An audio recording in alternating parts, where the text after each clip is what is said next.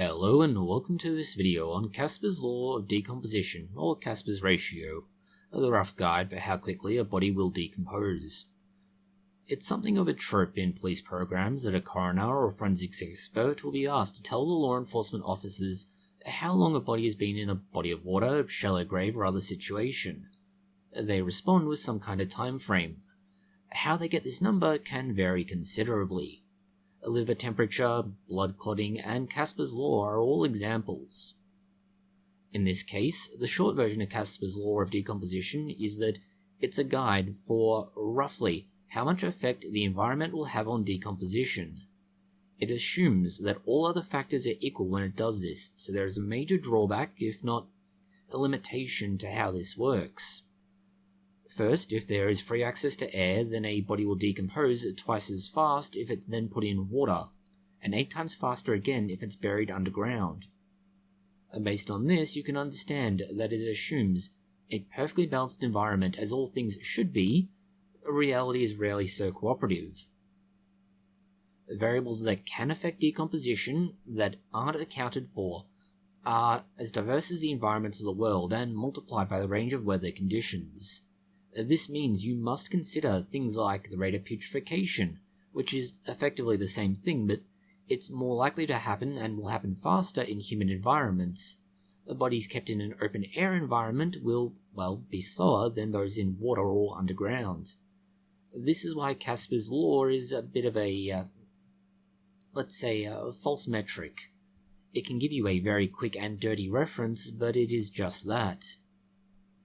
If we assume that the rate at which a body decomposes in the open air is your base rate, and in something like water it's twice that and 8 times that if you bury it, you can begin to figure out a rough time frame for remains found, but it's not so useful for those who are freshly deceased.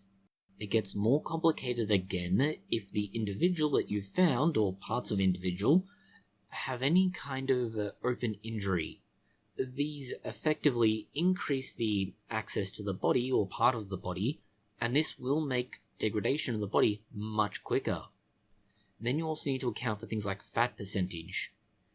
The best way to put that is that the more fat someone has, the slightly slower you'll have as degradation at first, and then a gradual speed up. But then again, you assume equal fat distribution across the body. You also have issues around the amount of liquid in the body and heat retention. You can find that if somebody is incredibly obese, this may not have the same effect and you may get faster putrefaction, or if it's in just the right balance, it might lead to mummification. Moisture in the soil, and certainly to a degree how acidic the soil is, will also alter decomposition. If the individual is wearing clothing, you're going to find that the outside environment has a slower effect, at least initially. Then you have the digestive system and whether or not it's active. You have the weather condition and temperature. These are all things that Casper's law cannot accommodate. If you are going to look at this, one of the more useful and arguably more important is the availability and type of insects that are around, notably flies. Flies are arguably one of the most convenient ways of figuring out how long a body has been where it is.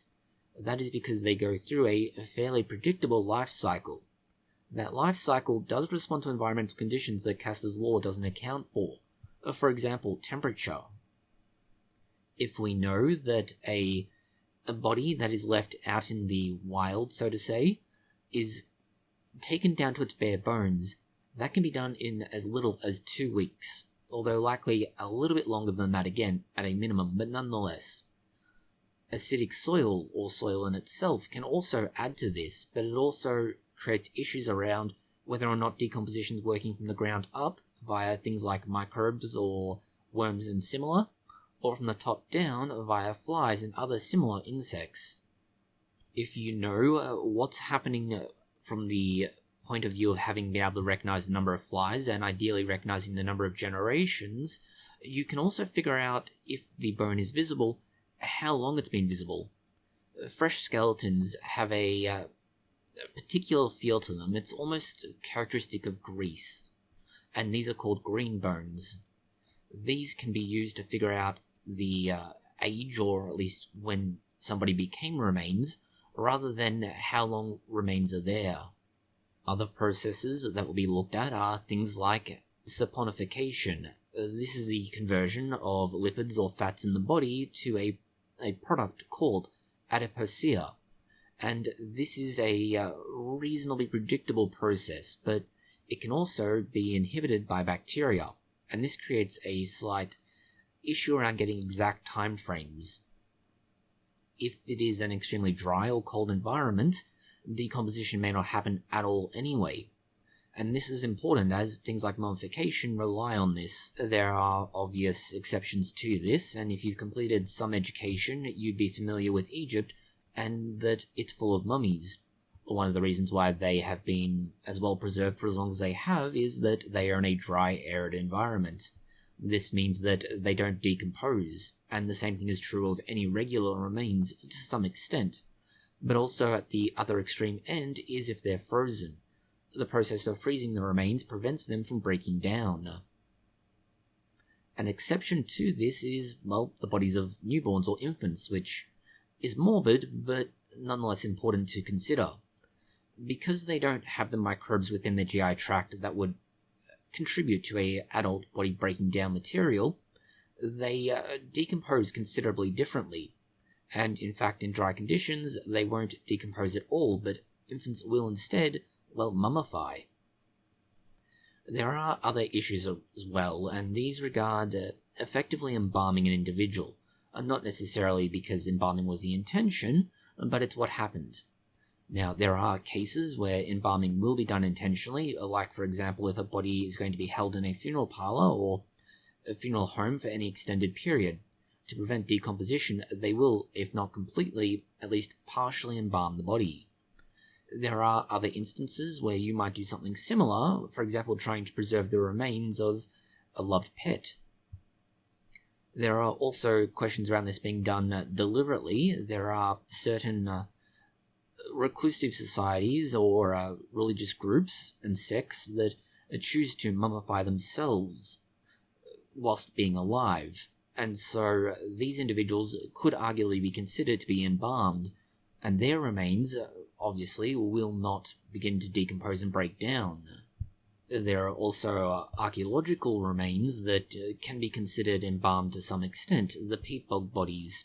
These bodies have been kept almost perfectly preserved, although not quite, for up to millennia.